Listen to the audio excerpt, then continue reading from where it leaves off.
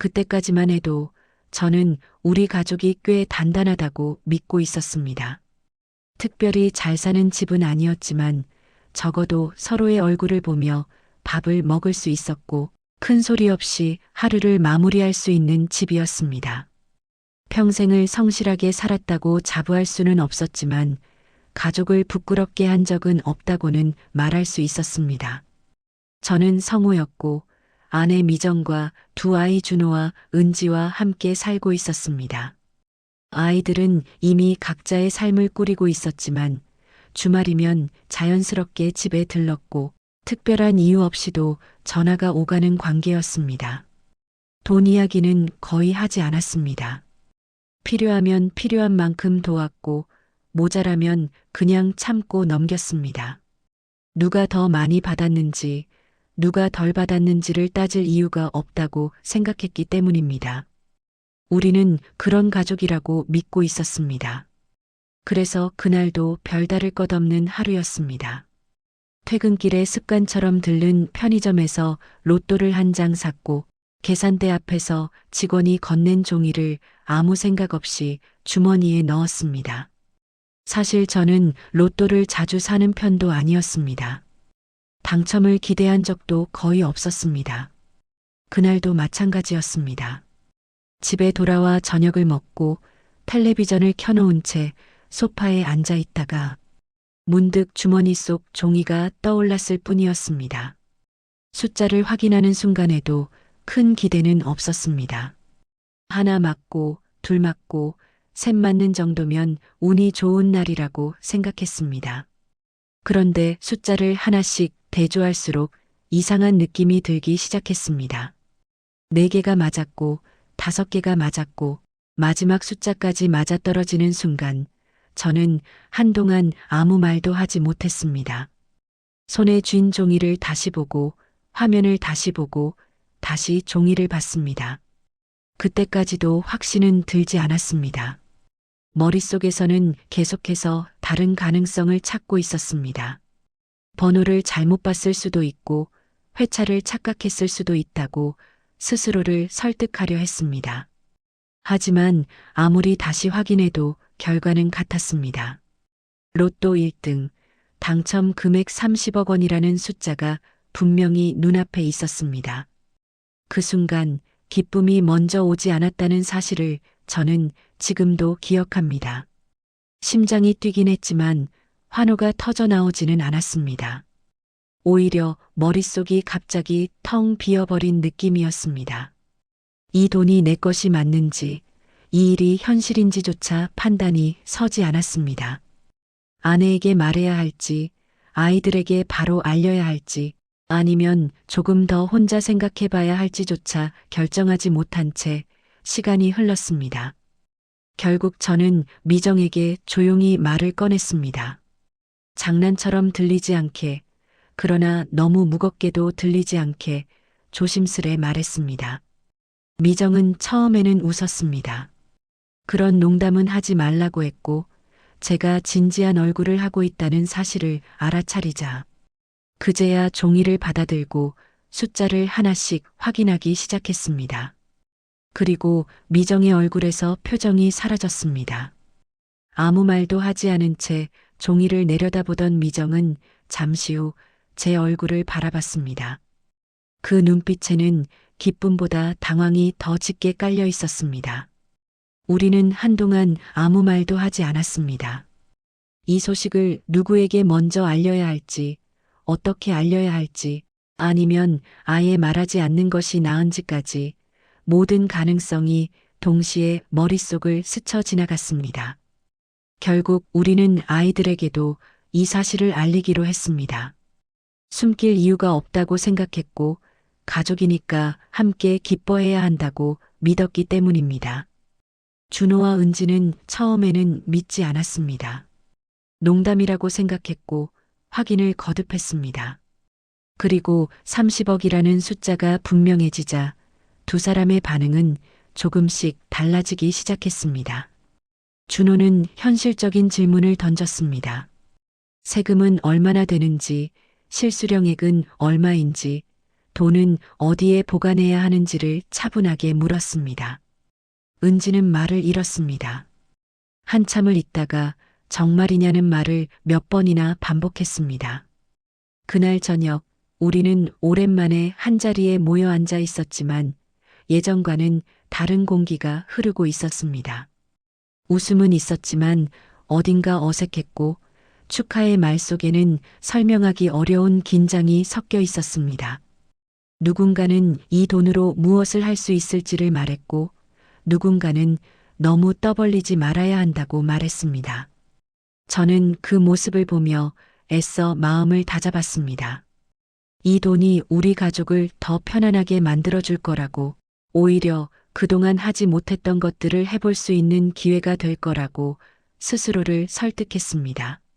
하지만 그날 밤 혼자 방에 누워 천장을 바라보며 생각했습니다. 왜 이렇게 마음이 편하지 않은지, 왜 기쁨보다 불안이 먼저 드는지 알 수 없었습니다. 그때는 몰랐습니다. 이 불안이 단순한 걱정이 아니라 이미 시작된 변화의 신호였다는 사실을 말입니다. 숫자 6개가 맞아떨어진 그 순간부터 우리 가족의 기준이 조금씩 달라지고 있었다는 것을 저는 그때는 아직 알지 못하고 있었습니다. 그날 이후로 집안의 공기는 눈에 띄게 달라졌습니다. 아무도 먼저 돈 이야기를 꺼내지 않았지만 모두가 그 생각을 하고 있다는 사실만은 분명했습니다. 아침에 눈을 떠도 밥을 먹으면서도 평소와 다를 것 없는 대화를 나누는 순간에도 머릿속 어딘가에는 항상 30억이라는 숫자가 떠다니고 있었습니다. 저는 일부러 평소와 같은 생활을 유지하려 했습니다. 출근 시간도 바꾸지 않았고 소비 습관도 그대로 두었습니다. 괜히 이 돈 때문에 사람이 달라졌다는 말을 듣고 싶지 않았기 때문입니다. 미정 역시 겉으로는 차분해 보였습니다. 다만 이전보다 말수가 줄었고 무언가를 생각하다가도 말끝을 흐리는 일이 잦아졌습니다. 아이들과의 통화도 이전과 달라졌습니다. 안부를 묻는 말 뒤에 자연스럽게 현실적인 질문이 따라왔습니다. 언제 수령이 되는지, 세금은 어떻게 되는지, 당첨 사실은 어디까지 알려진 상태인지 같은 질문들이었습니다. 저는 그 질문들이 이상하다고 느끼지 않으려 애썼습니다. 가족이라면 당연히 궁금할 수 있다고 스스로를 설득했습니다. 그러나 시간이 지날수록 질문의 방향이 조금씩 바뀌고 있다는 사실을 느낄 수 있었습니다. 준호는 어느 날 조심스럽게 말을 꺼냈습니다. 이 돈을 어떻게 관리할 생각이냐고, 그냥 통장에 넣어두기에는 금액이 너무 크지 않느냐고 말했습니다. 그의 말투는 여전히 차분했고 아버지를 걱정하는 아들의 얼굴을 하고 있었습니다. 하지만 그 눈빛 속에는 이전에는 보지 못했던 계산이 스쳐 지나갔습니다. 은지는 조금 다른 방식으로 반응했습니다. 처음에는 아무 말도 하지 않다가 며칠이 지나서야 자신의 상황을 이야기하기 시작했습니다. 지금 살고 있는 집이 너무 비좁다느니, 아이 교육비가 점점 부담이 된다느니 하는 말들이 자연스럽게 이어졌습니다. 저는 그 말들을 들으며 고개를 끄덕였습니다.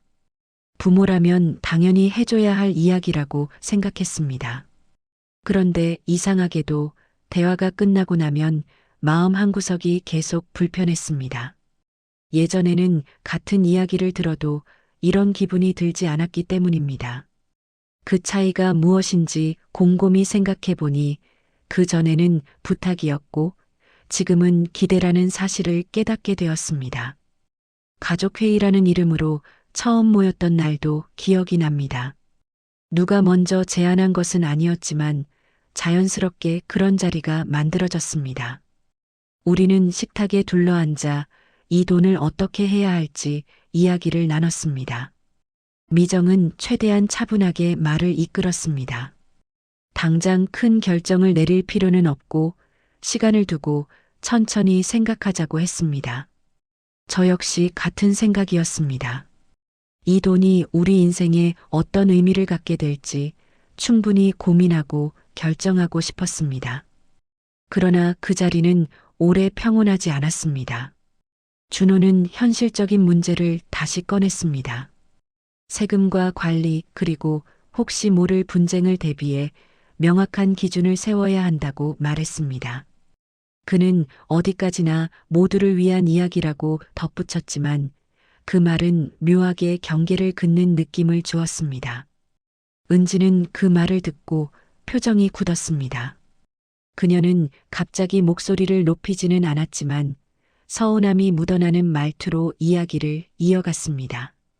그동안 자신이 어떤 희생을 해왔는지, 부모 곁에서 얼마나 많은 시간을 보냈는지를 조심스럽게 언급했습니다. 그 말은 공격이라기보다는 인정받고 싶다는 마음에 가까워 보였습니다. 저는 그 말을 듣고 마음이 복잡해졌습니다. 누군가의 희생을 돈으로 환산해야 하는 상황이 온 것 같았기 때문입니다. 그날 대화는 결론 없이 끝났습니다. 다만 한 가지는 분명해졌습니다. 이 돈을 어떻게 나누느냐의 문제가 아니라 이 돈을 중심으로 우리 가족의 위치가 다시 정해지고 있다는 사실이었습니다. 이후로 대화의 온도는 조금씩 달라졌습니다.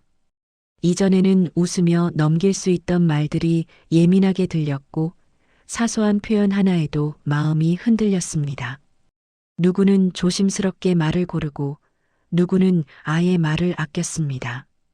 그 변화는 아주 서서히 진행되었지만 분명히 방향을 가지고 있었습니다. 그리고 그 변화의 끝이 어디일지 저는 아직 알 수 없었습니다. 다만 분명한 것은 로또 1등 당첨이라는 사실이 우리 가족을 더 가깝게 만들지는 않았다는 점이었습니다. 그날 이후로 우리는 같은 집에 앉아 있으면서도 서로 다른 계산기를 들여다보고 있는 것처럼 느껴지기 시작했습니다. 그리고 그 계산이 언제, 어떤 말로 튀어나올지 알 수 없는 상태로 시간이 흘러가고 있었습니다. 시간이 조금 더 지나자 저는 분명히 느낄 수 있었습니다. 우리 가족이 더 이상 같은 기준으로 대화를 나누고 있지 않다는 사실을 말입니다. 예전에는 누가 먼저랄 것도 없이 서로의 상황을 이해하려 했지만 이제는 말이 나오기 전에 계산이 먼저 움직이고 있었습니다. 전화가 오면 반가움보다 긴장이 앞섰고 메시지를 읽을 때도 단어 하나하나에 의미를 부여하게 되었습니다. 준호는 점점 더 자주 연락을 해왔습니다. 처음에는 안부였지만 어느 순간부터는 항상 돈 이야기가 따라붙었습니다. 투자 이야기를 꺼내며 이렇게 큰 돈을 그냥 두는 건 손해라고 말했고 전문적인 관리가 필요하다는 말도 덧붙였습니다. 그는 어디까지나 가족을 위한 선택이라고 강조했지만 그 말 속에는 자신이 중심이 되어야 한다는 생각이 자연스럽게 섞여 있었습니다. 은지는 다른 방향에서 압박을 해왔습니다. 노골적인 요구를 하지는 않았지만 자신의 삶이 얼마나 빠듯한지 지금이 아니면 기회가 없다는 말을 반복했습니다. 아이들 이야기, 집 이야기, 미래에 대한 불안을 하나씩 꺼내놓을 때마다 저는 점점 더 말문이 막혔습니다. 부모로서 모른 척하기 어려운 이야기들이었기 때문입니다. 미정은 그 사이에서 애써 균형을 잡으려 했습니다. 누구의 편도 들지 않으려 했고 결정은 조금 더 미루자고 말했습니다. 그러나 그런 태도조차도 어느 순간부터는 모두를 만족시키지 못했습니다. 준호는 명확하지 않다며 답답해했고 은지는 자신이 무시당하고 있다고 느끼기 시작했습니다. 그렇게 가족의 대화는 점점 감정이 빠진 계산으로 변해갔습니다. 가장 힘들었던 것은 과거의 이야기들이 하나둘씩 꺼내지기 시작했을 때였습니다. 예전에는 웃으며 넘겼던 기억들이 이제는 누가 더 많이 희생했는지를 증명하는 근거처럼 사용되었습니다. 은지는 자신이 부모 곁을 오래 지켰다는 사실을 반복해서 언급했고 준호는 자신이 책임을 지고 살아왔다는 점을 강조했습니다. 저는 그 말을 들으며 묘한 허탈감을 느꼈습니다. 우리가 함께 살아온 시간들이 이렇게 숫자로 환산되고 조건으로 나뉘는 것을 처음으로 실감했기 때문입니다. 어느 날은 준호가 아주 조심스럽게 말을 꺼냈습니다. 혹시 나중에 오해가 생길 수 있으니 미리 정리해 두는 게 좋지 않겠느냐는 말이었습니다. 그는 법적인 문제를 언급했고 증여와 상속이라는 단어를 자연스럽게 입에 올렸습니다. 그 말은 틀린 말이 아니었고 현실적인 조언일 수도 있었습니다. 하지만 그 순간 저는 알 수 있었습니다. 이 대화는 더 이상 가족 간의 상의가 아니라 이해관계자들 사이의 협상으로 변하고 있다는 사실을 말입니다. 은지는 그 말을 듣자 얼굴이 굳었습니다. 그리고 처음으로 분명한 말을 했습니다. 이 돈은 원래 가족의 것 아니냐고, 그렇다면 각자의 몫이 있는 게 당연하지 않느냐고 말했습니다. 그 말이 식탁 위에 놓이자 공기는 한순간에 무거워졌습니다. 아무도 큰 소리를 내지 않았지만 모두가 같은 생각을 하고 있다는 것이 느껴졌습니다. 누가 얼마를 받아야 하는지, 그 기준은 무엇이어야 하는지, 그리고 그 판단을 누가 해야 하는지 말입니다. 저는 그 자리에서 아무 말도 하지 못했습니다. 말 한마디가 돌이킬 수 없는 선을 넘을 것 같았기 때문입니다. 그날 이후로 대화는 더 조심스러워졌고 동시에 더 날카로워졌습니다. 웃으며 던진 말에도 숨은 의미가 담겨 있었고 침묵은 오히려 불만을 키웠습니다. 미정은 점점 지쳐 보였고 저는 그 모습을 보며 이 돈이 우리에게 너무 큰 짐이 되어버렸다는 생각을 지울 수 없었습니다. 가장 아팠던 순간은 아이들이 저를 바라보는 눈빛이 달라졌다는 사실을 깨달았을 때였습니다. 예전에는 아버지로 보던 눈빛이 어느 순간부터는 결정권자로 혹은 자원을 쥔 사람으로 변해 있었습니다. 저는 그 시선을 마주할 때마다 마음이 무너지는 느낌을 받았습니다. 이 돈이 우리 가족에게 축복이 아니라 시험이 되고 있다는 사실을 그제야 또렷하게 인식하게 되었습니다. 그날 밤 저는 혼자 앉아 생각했습니다. 이 상황이 더 악화되면 어떤 결말로 향하게 될지, 그리고 그 결말에서 우리 가족은 어떤 모습으로 남게 될지를 말입니다. 아직 겉으로는 큰 싸움이 벌어지지 않았지만 이미 마음속에서는 선이 그어지고 있었습니다. 그리고 그 선을 누군가는 넘게 될 것이라는 불안이 점점 현실이 되어가고 있었습니다. 그 이후로는 더 이상 애써 웃으며 대화를 이어가기 어려워졌습니다. 겉으로는 여전히 가족이라는 말을 사용했지만 그 단어가 이전과는 전혀 다른 의미로 들리기 시작했기 때문입니다. 전화는 줄었고 연락이 오더라도 목적이 분명했습니다. 안부를 묻는 말은 짧아졌고 본론은 점점 더 빨리 나왔습니다. 저는 그 변화가 가장 아팠습니다. 말투가 거칠어져서가 아니라 말이 필요 없는 관계였던 사람들이 이제는 조심스럽게 계산하며 말을 꺼내고 있다는 사실 때문이었습니다. 어느 날 준호는 이전보다 훨씬 단호한 태도로 말을 꺼냈습니다. 이렇게 계속 미루다 보면 오히려 더 큰 오해가 생길 수 있다며 이제는 명확한 기준을 세워야 할 때라고 말했습니다. 그는 여전히 이성이 앞서는 얼굴이었고 감정적인 말을 하지 않으려 애쓰고 있었습니다. 하지만 그 말 속에는 분명한 요구가 담겨 있었습니다. 이 돈을 누가 관리할 것인지, 언제 어떻게 나눌 것인지, 그리고 그 과정에서 법적인 문제는 어떻게 정리할 것인지까지 구체적으로 언급했습니다. 저는 그 말을 들으며 처음으로 숨이 막히는 느낌을 받았습니다. 아직 누구에게도 약속한 적이 없고 어떤 결정을 내린 적도 없는데 이미 결과를 향해 밀려가고 있다는 생각이 들었기 때문입니다.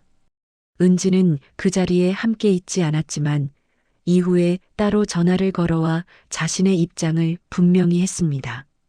더 이상 기다리기 어렵다고, 지금 이 시기가 지나가면 자신에게는 기회가 없다고 말했습니다. 그녀의 목소리는 떨렸고 그 안에는 분노와 서운함이 뒤섞여 있었습니다. 저는 그 말을 들으며 마음이 무너졌습니다. 아이가 부모에게 이렇게까지 말해야 하는 상황을 만든 것이 혹시 내 잘못은 아닐지 스스로를 돌아보게 되었기 때문입니다. 미정은 더 이상 중재자의 역할을 하기 어려워 보였습니다. 어느 쪽의 말을 들어도 상처가 남는 상황이었고 그 상처가 결국 부부에게까지 번지고 있다는 사실을 느낄 수 있었습니다. 우리는 밤늦게까지 이야기를 나눴고 처음으로 이 돈이 우리 가족을 갈라놓을 수도 있겠다는 말을 입 밖으로 꺼냈습니다. 그 말은 너무 무거워서 한동안 방 안에 그대로 남아 있었습니다. 그 즈음부터 분위기는 더 날카로워졌습니다. 말은 조심스러웠지만 시선은 숨기지 못했습니다. 누군가는 서운함을, 누군가는 의심을 담은 눈으로 저를 바라보고 있었습니다. 그리고 그 시선의 중심에는 늘 30억이라는 숫자가 놓여 있었습니다. 저는 그 숫자가 이렇게 사람의 얼굴을 바꿀 수 있다는 사실이 믿기지 않았습니다. 결국 가장 피하고 싶었던 이야기가 나오게 되었습니다. 준호는 혹시 모를 상황에 대비해 서류를 준비해 두는 게 좋겠다고 말했습니다. 녹취나 기록을 남기자는 이야기는 아니었지만 그 말만으로도 저는 깊은 배신감을 느꼈습니다. 가족 사이에서 그런 준비를 해야 한다는 발상 자체가 이미 관계가 어디까지 와 있는지를 보여주고 있었기 때문입니다. 은지는 그 이야기를 전해 듣고 크게 반발했습니다. 왜 그렇게까지 해야 하느냐고, 자신을 믿지 못하느냐고 말했습니다. 그리고 그 말은 곧 서로를 향한 의심으로 번졌습니다. 저는 그 소용돌이 한가운데서 아무 말도 하지 못한 채 서 있었습니다. 누군가의 편을 들면 다른 누군가는 분명히 상처를 입게 될 상황이었기 때문입니다. 그날 밤 저는 처음으로 이런 생각을 했습니다. 이 돈을 쥐고 있는 한 우리는 다시 예전으로 돌아갈 수 없겠다는 생각이었습니다. 돈이 문제라기보다는 돈이 우리 안에 있던 감정들을 너무 빠르게 드러내고 있다는 사실이 더 두려웠습니다. 가족이라는 이름이 이 순간만큼은 가장 잔인한 말처럼 느껴졌습니다. 서로를 보호하기 위해 쓰던 단어가 이제는 서로를 압박하는 도구가 되어버린 것 같았기 때문입니다. 저는 그날 늦은 밤까지 잠을 이루지 못했습니다. 그리고 마음속으로 조용히 결론에 가까운 생각을 하기 시작했습니다. 이 상황을 끝내지 않으면 돈보다 더 큰 것을 잃게 될지도 모른다는 생각이었습니다. 아직 그 결론을 입 밖으로 꺼내지는 않았지만 제 마음은 이미 한 방향을 향해 움직이고 있었습니다. 그 생각이 마음속에서 자리 잡고 나자 오히려 마음은 조금 차분해졌습니다. 더 이상 미룰 수 없다는 사실을 받아들이자 무엇을 해야 할지가 또렷해졌기 때문입니다. 저는 이 돈이 우리 가족에게 무엇이 되었는지를 이미 충분히 보았습니다. 처음에는 기쁨이었고 그 다음에는 기대였으며 이제는 서로를 향한 의심과 상처로 변해 있었습니다. 이 상태로 시간을 더 끌면 남는 것은 돈이 아니라 관계의 파편뿐일 것이라는 확신이 들었습니다. 그래서 저는 가족들을 다시 한자리에 불렀습니다. 이전처럼 웃으며 모인 자리는 아니었지만 적어도 숨기지 않고 이야기해야 할 순간이라고 생각했습니다. 모두가 자리에 앉았을 때 저는 먼저 말을 꺼냈습니다. 이 돈이 우리를 얼마나 힘들게 하고 있는지, 그리고 이대로는 누구도 행복해질 수 없다는 생각을 조심스럽게 전했습니다. 큰 소리를 내지도 않았고 누구를 탓하지도 않았습니다. 다만 제가 느낀 그대로를 이야기했을 뿐이었습니다. 준호는 처음에는 제 말을 끝까지 듣지 않으려는 표정이었지만 점점 말수가 줄어들었습니다. 은지는 눈을 피한 채 아무 말도 하지 않았습니다. 미정은 제 옆에서 조용히 고개를 끄덕이고 있었습니다. 저는 잠시 말을 멈추고 숨을 고른 뒤에 결론을 이야기했습니다. 이 돈을 지금 방식으로는 나눌 수 없겠다고, 그리고 이 돈을 쥐고 있는 한 가족은 계속 갈라질 것 같다고 말했습니다. 그래서 저는 이 돈을 제 손에서 내려놓기로 했다고 했습니다. 구체적인 방법은 간단했습니다. 당장 모두에게 나누어 주지도 않았고 한 사람에게 맡기지도 않았습니다. 대신 가족 간의 갈등이 더 커지지 않도록 조건을 붙여 정리하겠다고 밝혔습니다.